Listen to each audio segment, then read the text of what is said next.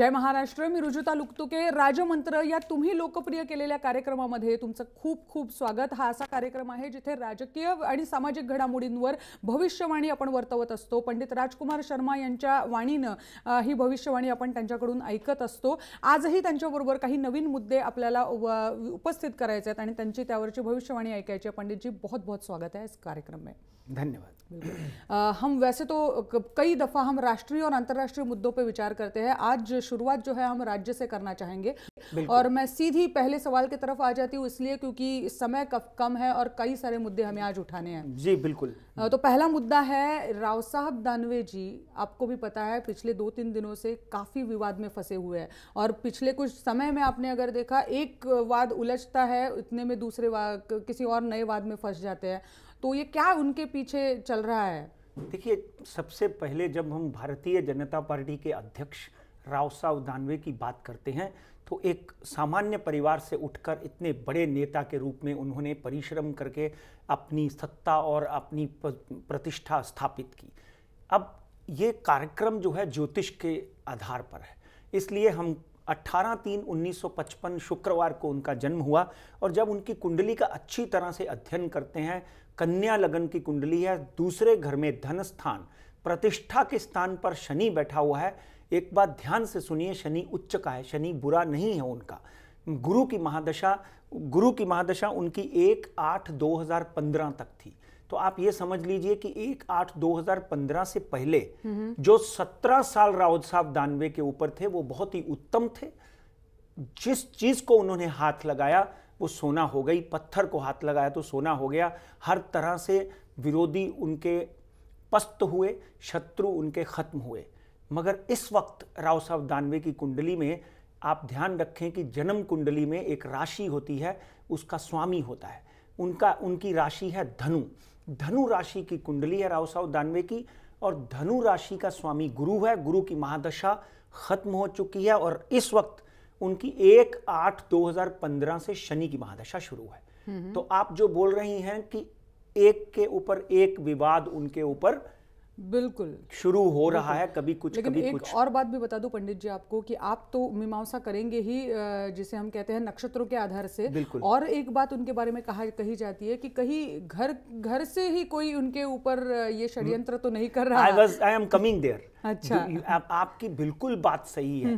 क्योंकि कई बार क्या होता है कि आप तरक्की करते हो, आपके घर के लोग, आपके घर के भाई बंधु, चाचा भतीजा, चाचा का लड़का, काका का लड़का ही आपके पीछे कोई ना कोई ऐसा षड्यंत्र रचते हैं कि आपकी छवि धूमिल हो जाती है. और उसके बावजूद देखिए, जब 18/3/2015 तक तो वो हीरो के रूप में उभरे, कोई कुछ नहीं बिगाड़ सका.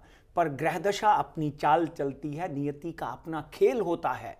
रंक और राजा नियति के सामने कुछ नहीं कर सकते, उनको वो एक्सेप्ट करना पड़ता है. महाराजा हरिश्चंद्र सत्यवादी होने के बाद अपने बच्चे और पत्नी तक को खो देते हैं, मगर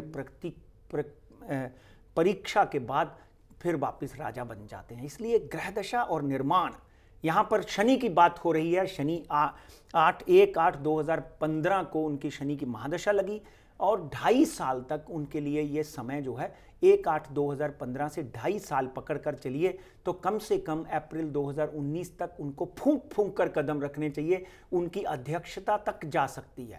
मगर एक बात वापस मैं यहाँ पर आपके समक्ष कहना चाहता हूँ कि उनको इमीडिएटली एक नील साबरी शनि की पूजा होती है, जो शत्रु नाशक पूजा मानी जाती है. कहीं ना कहीं उनको नील साबरी और शत्रुनाशक कष्ट निवारण पूजा करवा लेनी चाहिए, क्योंकि वातावरण इस वक्त उनके पक्ष में नहीं है. देखिए, विरोधियों का काम है कि राजपक्ष के लोगों की गलतियां उठाना और आंदोलन करना. विरोधी जो कर रहे हैं वो अपनी ड्यूटी कर रहे हैं. इसी तरह आपको याद होगा, क्योंकि शनि वाणी के ऊपर बैठ जाते हैं और कहीं ना कहीं वाणी का दुरुपयोग हो जाता है, सदुपयोग की तरह. सिमिलरली आपको याद होगा, अजीत पवार साहब ने एक बार इसी तरह का गलत बयानी किया था मुतारी के ऊपर और वहां पे भी उनका बहुत बड़ा विरोध हुआ था. राव साहब दानवे साहब से अनुरोध है, हनुमान चालीसा पढ़े और अगर हो सके तो 18/12/2017 तक अपनी छवि या अपने अपनी वाणी के ऊपर छवि को ध्यान से संभाल कर रखें और वाणी के ऊपर नियंत्रण रखें। आपने इसी मंच के ऊपर, इसी व्यासपीठ के ऊपर देखा है कि छगन भुजबल की प्रेडिक्शन, खड़से साहब की प्रेडिक्शन, तो राव साहब दानवे के ऊपर डेफिनेटली दिसंबर तक बुरे दिन हैं। उनको पाठ पूजा भगवान की आराधना करवा लेनी चाहिए। इस तरह का उनकी कुंडली का विश्लेषण है। बिल्कुल बिल्कुल पंडित जी, हमें एक ब्रेक भी लेना है और आज जैसा मैंने कहा हमेशा जो हम 4-5 मुद्दे उठाते हैं, आज 7 मुद्दों के ऊपर आपसे भविष्यवाणी लेनी है, तो संक्षेप में बात करेंगे। अगला मुद्दा जो उठाना है फिर एक बार राज्य से है और शिवसेना के बारे में, और शिवसेना का नेतृत्व उद्धव ठाकरे जी के बारे में है। एक संक्षेप में बता दूं, हुआ यूं था कि उन्होंने किसानों के साथ संपर्क बनाने के लिए संपर्क अभियान शुरू किया। अपने जो एमएलएज है 40 के 40 एमएलएज को वहां भेजने के लिए एक प्लान बनाया, उनमें से एक भी वहां गया नहीं और उनको जवाब भी पलट कर दिया नहीं कि क्यों ऐसा हुआ। तो सवाल ये है कि क्या नेतृत्व उद्धव ठाकरे जी का जो नेतृत्व है और उनकी पकड़ है पक्ष के ऊपर, क्या वो थोड़ी बहुत फिसल रही है? जरूर। देखिए, आप सब मित्रों, आपको याद है कि हम उद्धव साहब की कुंडली का अध्ययन पिछले 20 से 22 सालों से मैं ये ऐसे ही मंचों पर करते आया हूँ। आज अगर हम उद्धव साहब की कुंडली का अध्ययन करते हैं तो उन्होंने तो शिवसेना को जिस तरह से मजबूती दी है, वो तो बाला साहब की जैसी मजबूती दी है। और मैं हमेशा कहते आया हूँ कि राहु की महादशा खत्म हो चुकी है, गुरु की महादशा शुरू हो चुकी है। तो उद्धव की कुंडली का जब हम अध्ययन करते हैं तो उनको आगे बढ़ते हुए कोई नहीं रोक सकता। ये 50 आमदारों ने उनकी बात क्यों नहीं मानी, इसके ऊपर 1% भी विचार करना जो है वो गलत होगा कुंडली के मुताबिक, क्योंकि ये कार्यक्रम 9 ग्रहों के ऊपर आधारित है और उद्धव की कुंडली में गुरु की महादशा, उच्च के गुरु की महादशा चल रही है। भारतीय जनता पार्टी ने 100% जोर लगा लिया उनको, तो उसके बावजूद भी थाना में सत्ता पे काबिज नहीं हो पाए। उन्होंने पूरा जोर लगा लिया बीएमसी में सत्ता में आने से, तो भी उद्धव जी बीएमसी में सत्ता में आ गए। इसका मतलब क्या है कि कुंडली में जो ग्रह दशा चल रही है, अगर उस ग्रह दशा के विरुद्ध उनकी पार्टी के लोग जाते हैं तो उद्धव का नुकसान या शिवसेना का नुकसान कतई नहीं है। ये उन कार्यकर्ताओं का, उन आमदारों का, उन खासदारों का नुकसान है जिन्होंने अपने अध्यक्ष की बात नहीं मानी। अध्यक्ष पिता के समान होता है और अध्यक्ष की बात ना मानना उनकी सबसे बड़ी चूक हो सकती है। इसलिए मैं इस शो के माध्यम से उन आमदारों को, उन कार्यकर्ताओं को सुजेशन देता हूं कि कतई ही इस तरह की गलती ना करें। उद्धव साहब को प्रणाम करके उनसे माफी मांग लेना ही सबसे बड़ा अपनी भूल का पश्चाताप होगा। बिल्कुल, और मेरे ख्याल से ये प्रक्रिया भी है, वो भी हो चुकी है। अच्छा, लेकिन आपसे बिल्कुल, और आपसे, लेकिन हम आपसे यही जानना चाहते थे कि ये पार्टी के लिए हानि है या उन आमदारों के लिए? आमदार, देखिए, उद्धव की कुंडली में बहुत ही सुंदर और आदित्य की कुंडली में बहुत ही सुंदर योग बने हुए हैं। इनको आप पीछे मुड़ते हुए मैं दिखता ही नहीं हूँ। मैं तो पहले भी बोल चुका हूँ कि आगे आने वाले इलेक्शंस में कहीं ना कहीं राष्ट्रीय स्तर पर अगर सही तरीके से प्रशांत किशोर जैसे स्ट्रेटेजिस्टिक को अपने साथ मिला के काम किया जाए तो वो दिन दूर नहीं कि जब गुजरात में, गोवा में, कर्नाटका में भी आप अपने आमदारों को जिता कर ला सकते हैं। बिल्कुल पंडित जी, इस नोट पे एक ब्रेक घ्यायची वेळ झाली आहे। एक ब्रेक घेऊया कार्यक्रमात आधी आणि ब्रेक नंतर परत येणार आहोत।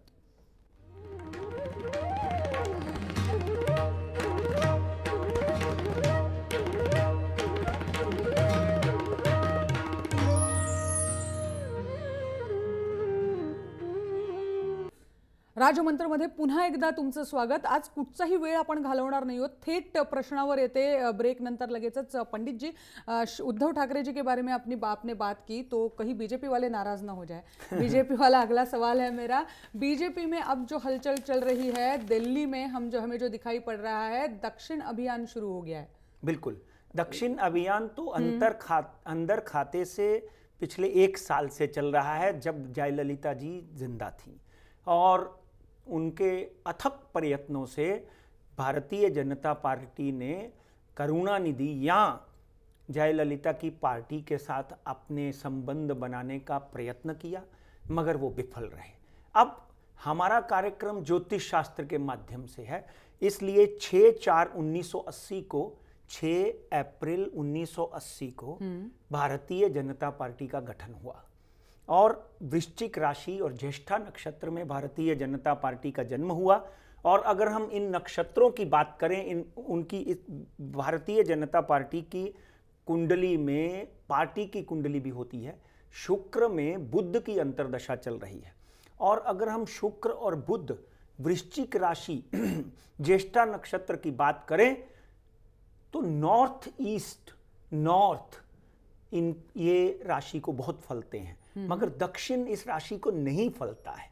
इस बात का ध्यान लें कि दक्षिण, हाँ देखिए आपने नॉर्थ ईस्ट में जीत के आए, वो बिल्कुल नॉर्थ में सब जगह पे जीत के आए। नॉर्थ में अगला इलेक्शन वो हिमाचल में भी जीतते हुए दिखाई देते हैं, मगर दक्षिण में उनकी दक्षिण में कर्नाटका भी आता है। वहां पे कर्नाटका में power minister DK Shivakumar को सोनिया गांधी ने 3 कॉन्स्टिट्यूंसी दी। येदुरप्पा को तीनों जगह पे हार का सामना करना पड़ा। तीनों जगह पे कर्नाटका में वो कांग्रेस को जिता कर लाए। और यहां पर देख लीजिए, जयललिता की मृत्यु के बाद उन्होंने बहुत प्रयत्न किया कि कहीं ना कहीं पनीरसेल्वम को या दूसरी पार्टी को साथ में मिलाकर भारतीय जनता पार्टी का फूल वहां पे खिलाया जाए, मगर दक्षिण भारतीय जनता पार्टी को सूट नहीं करता, ईस्ट सूट करता है। आगे आने वाले दिनों में पॉसिबल है कि ममता की कॉन्स्टिट्यूंसी में भारतीय जनता पार्टी अच्छी सेंध लगा पाए। ये भी बहुत बड़ी बात होगी। हाँ, ये पॉसिबल है। लेकिन ये पॉसिबल है, मगर अच्छा। साउथ पकड़ लीजिए, साउथ में उनको कम विजय मिलेगी, क्योंकि साउथ में आपने देखा चंद्रबाबू नायडू की अपनी पार्टी है, ठीक है, उनको भारतीय जनता पार्टी का साथ है, मगर उनकी एक अपनी पार्टी है, तेलुगु देशम पार्टी अपनी पार्टी है। वहां पे कांग्रेस पहले 15 साल राज करके बाद में, अभी आगे भी भारतीय जनता पार्टी हो सकता है कि आंध्रा में ना जीत पाए। और आंध्रा में एक दूसरी जो स्टेट बनी है वहाँ पे भी भारतीय जनता पार्टी का राज नहीं है, वहाँ पे भी उनकी अपनी एक छोटी सी पार्टी है। मद्रास में भी उनकी 2 पार्टियां हैं, चेन्नई में। कर्नाटका में कांग्रेस का इस वक्त राज चल रहा है। तो कहीं ना कहीं अगर हम वातावरण को अच्छी तरह से देखें तो साउथ में इनको फलीभूत होने के लिए बहुत से मंत्र उच्चारण और बालाजी भगवान की प्रार्थना करनी पड़ेगी, और या फिर साउथ के दिग्गज नेताओं को अपने साथ लेना पड़ेगा, जो अभी अगले 10 साल तक मुझे पॉसिबल नहीं लगता। 10 साल काफी लंबा समय होगा। हाँ, राजनीति में 10 साल बहुत कम होते हैं, आदमी सोचता सोचता MLA बन जाता है। बिल्कुल बिल्कुल पंडित जी, अब चलो हमने बीजेपी के बारे में बात की है, अब जो अगला मुद्दा मैं उठाने वाली हूँ काफ़ी गंभीर है। गंभीर इसलिए क्योंकि उसके साथ राहुल गांधी और सोनिया गांधी का भवितव्य उसके ऊपर निर्भर है। नेशनल हेराल्ड केस की मैं बात कर सकती हूँ। वैसे आप तो हमेशा इस शो के माध्यम से कहते आए हो कि राहुल गांधी जी का जो भविष्य है उज्जवल है, राशि के माध्यम से आप ये कहते आए हो, लेकिन ये जो झटका है ऐसे लग रहा है कि बड़ा असर करेगा। देखिए, असर तात्पुरता, मतलब फॉर द टाइम बीइंग तो हर गलत चीज असर करती है। आदमी बीमार पड़ जाता है तो उसकी कमजोरी से ही उसको उठने के लिए 15 दिन लग जाते हैं। तो इसलिए इस तरह का नेशनल हेराल्ड का जो केस है, इस तरह की प्रतिष्ठा के ऊपर आंच लगना डेफिनेटली एक बहुत बड़ा धक्का कांग्रेस और कांग्रेस अध्यक्षा श्रीमती सोनिया गांधी के लिए और उपाध्यक्ष राहुल गांधी के लिए हो सकता है। मगर इस वक्त हम सोनिया गांधी की कुंडली सिर्फ लेंगे। सोनिया गांधी की कुंडली का जब हम अध्ययन करते हैं तो उनकी कुंडली में इस वक्त 3/7/2012 से 4/7/2019 तक केतु की महादशा लगी हुई है। केतु की महादशा में इस वक्त 28/5/2017 से 7/7/2018 तक शनि की अंतर्दशा लगेगी। एक तो केतु की महादशा में मैं यहां पर ही कई बार बोलते आया हूं कि उनको अपनी सेहत का ध्यान रखना चाहिए। अब 28/5 मतलब 28 मई के बाद केतु में शनि लगेगा तो उनको डेफिनेटली इस प्रक्रिया में नुकसान होगा, क्योंकि मैं तो जो दिखता है वो बोलने का प्रयत्न करता हूं, होता क्या है वो ऊपर वाला जानता है। कहीं ना कहीं कभी कभी इधर उधर हो सकता है, मगर इस वक्त सोनिया गांधी की कुंडली का अगर हम अध्ययन करते हैं तो इस प्रक्रिया में उनको बहुत ज़्यादा नुकसान होता हुआ दिखाई नहीं देता, मगर कहीं ना कहीं शनि की अंतर्दशा में उनको शनि की अंतर्दशा वो भी केतु में उनकी तबीयत, उनकी प्रतिष्ठा, उनको कोर्ट के भारी विरोध के स्वर सहने पड़ सकते हैं और डेफिनेटली उनको अपनी सेहत का भी विशेष ध्यान रखना चाहिए। इस वक्त ऐसे लग रहा है कि सुब्रमण्यम स्वामी जो है वो सोनिया गांधी के विरुद्ध जीतते हुए दिखाई देते हैं। अच्छा, लेकिन ये कुछ थोड़े समय के लिए होगा, उसके बाद वो यहाँ से बाहर निकल सकते हैं। हाँ, ये थोड़े समय के लिए है। 28/5 के बाद ये तीव्र हो जाएगा। 28/5 के बाद ये आरोप तीव्र हो जाएंगे, कोर्ट की आर्गुमेंट तीव्र हो जाएगी और उनको कहीं ना कहीं अगले 28/5 के बाद 1.5 से 2 महीने के अंदर अंदर वापस बेल लेनी पड़ सकती है, वापस अपील करने पड़ सकते हैं। कुछ ना कुछ समस्याएं मुझे साफ साफ नज़र आती हैं कि इन समस्याओं से जूझ कर वो पॉसिबल है शनि जब बदलेगा अगस्त में तब बाहर आए। बिल्कुल पंडित जी, हमें शेयर मार्केट के बारे में भी बात करनी है, लेकिन उससे पहले जाकिर नाइक को भारत में लाने की प्रक्रिया शुरू करने के बारे में एनआईए जो अपनी इन्वेस्टिगेटिव एजेंसी है वो सोच रही है। प्रक्रिया तो है, शुरू भी कर दिया उन्होंने, तो हाँ या ना में जवाब दिया तो भी चलेगा। क्या जाकिर नाइक आपको बंदी बनकर भारत में आता हुआ दिखता है? जाकिर नाइक की कुंडली का अध्ययन करते हैं तो जाकिर नाइक भारत में आने के कहीं भी उनकी कुंडली में वापस योग नहीं है। यहाँ पर तो सबसे पहले विजय मल्ल्या और ललित मोदी को लाना चाहिए। जाकिर नाइक साहब जो हैं उनको तो डेफिनेटली अगर उन्होंने किया है तो उसका भुगतान उनको करना ही पड़ेगा, मगर इस्लामिक स्कॉलर हैं, उनको भारत लाने के का बहुत ही उनकी कुंडली में कहीं ना कहीं भारत की जेल नहीं लिखी हुई। हाँ, मैं फिर बोलता हूँ विजय माल्या की कुंडली में ज़रूर भारत की जेल लिखी हुई है। बिल्कुल बिल्कुल। पंडित जी, अब जल्दी से हमें शेयर मार्केट की लेवल्स बता दीजिए। देखिए, शेयर मार्केट की हम पिछले हफ्ते बात की थी कि थोड़ी बहुत वॉलेटिलिटी हो सकती है, but I still see within next 15-21 ऐसा 40 से 50 दिनों में कहीं ना कहीं शेयर मार्केट वापस 31,000 का आंकड़ा छू सकती है। 30,180 पे बंद हुई, थोड़ा नीचे आती हुई दिखाई देती है। एक हेल्दी करेक्शन जिसको शेयर मार्केट वाले बोलते हैं, 29,600 29,700। अच्छा, वापिस बाउंस बैक एक ही दिन में 300-400 पॉइंट करेगी जैसे परसों चौरसों की थी।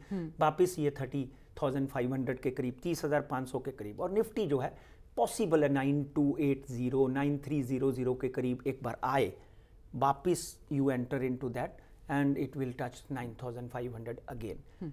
अभी गोल्ड की बात करें तो सोना 28,000 पे पहुंच गया है, बिल्कुल, which is very good decent this thing. अपना स्टॉप लॉस रख के यहाँ पर सोना खरीद सकते हैं आप।